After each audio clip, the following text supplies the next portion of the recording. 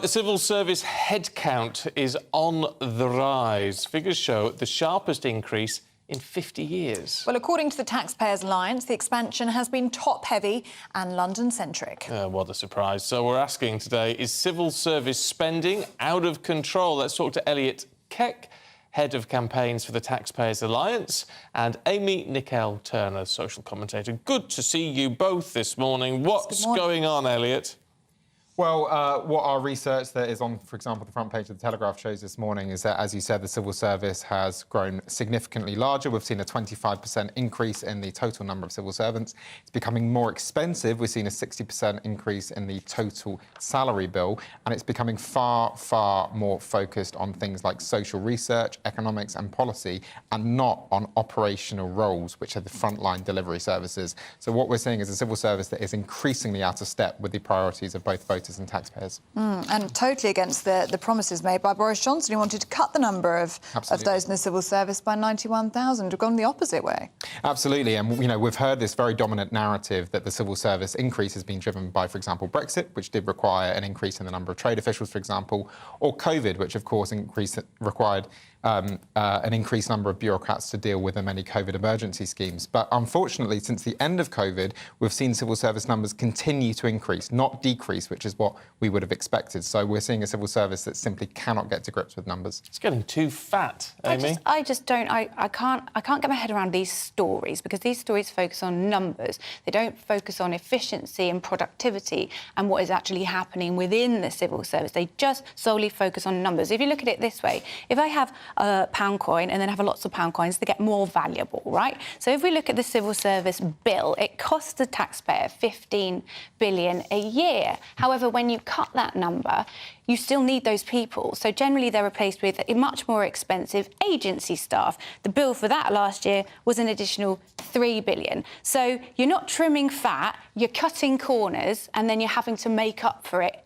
with taxpayers' money. Yeah, but that would be an understandable argument if you were talking about frontline staff, say people in the Home Office to deal with the migration issue.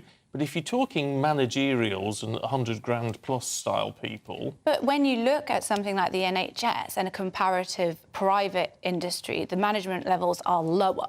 The more staff you have, the more management you need, obviously, to run the business efficiently. And, Elliot, you talk about taxpayers' money, wasting taxpayers' money. Can we talk about the 140 million to the Rwandan government?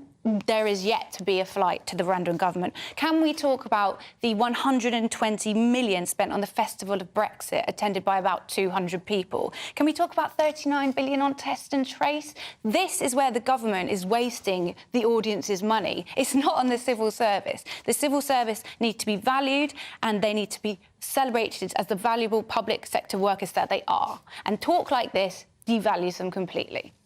I think, listen, all three of those schemes that you mentioned, Amy, all have significant issues that have been well addressed and that we've spoken about in detail. But I think ultimately they're, you know, relatively short-term flash-in-the-pan problems. What we're seeing with the increase in the size of the civil service is we're seeing a state that is starting to dominate people's lives more and more and more, and getting involved in the way people live. And ultimately, what we're seeing is every single time there's a new emergency, every time there's a new problem, we need to bring in more civil servants to deal with this short-term issue, but then suddenly the civil servants stay. And, you know, talking about agency staff are not needed for for example, as I said, the social research, the economic roles that you're seeing predominate now in the civil service. I've got one example. It's not operational roles. So one example is in 2017, there was one of these big rounds where the government liked to say, it's not us, it's migrants, it's not us, it's Just Stop Oil, it's not us, it's Labour, it's not us, it's the civil service. So they trimmed down the civil service in 2017, and they took a lot out of the healthcare sector.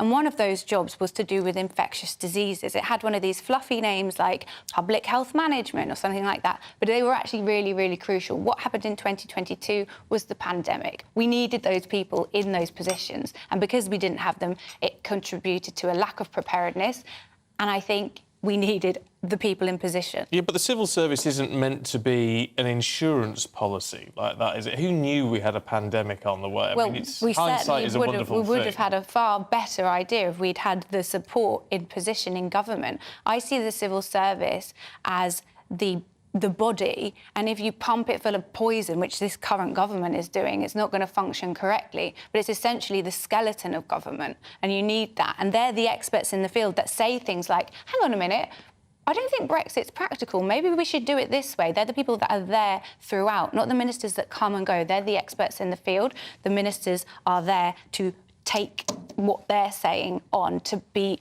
as productive in their departments. And that's why I think this whole talk of snowflakey, work shy, it just pushes morale down so much. And that's why at the moment, only a quarter of civil servants feel valued, they feel paid correctly. So and I think- actually, so most of them are looking for another job. So they're being... The poor little things are under stress, Elliot. The problem with this idea that they're pumping poison into the civil service is not true. They're pumping money into the civil service. What we've seen is an increase in the median pay of a civil servant by about 26%. That's because the number of civil servants at the very, very top, between £75,000 and £200,000, has almost tripled. So we're not seeing a situation in which the civil service is being treated poorly. We're seeing a situation in which the civil service are having more and more money pumped into it every single year. Why have given perks that the private sector can only dream of, pension packets the private sector can only dream of, pretty generous work from home allowances. We're not seeing poison being pumped into civil service. It's money that's being There's pumped. essentially been an ideological war waged against the civil service for the past 10 years. And yes, it's increased in And there size. is a real terms pay cut over the last 10 years, and they aren't being you cherry pick some of the highest paid civil servants, which is about 2,000 of a workforce of you It's tell me the costing workforce. 15 billion. Well, the median quid a pay year. is Well, increased then what 26%. they've been on strike continually throughout the year because of the pay, which isn't adequate.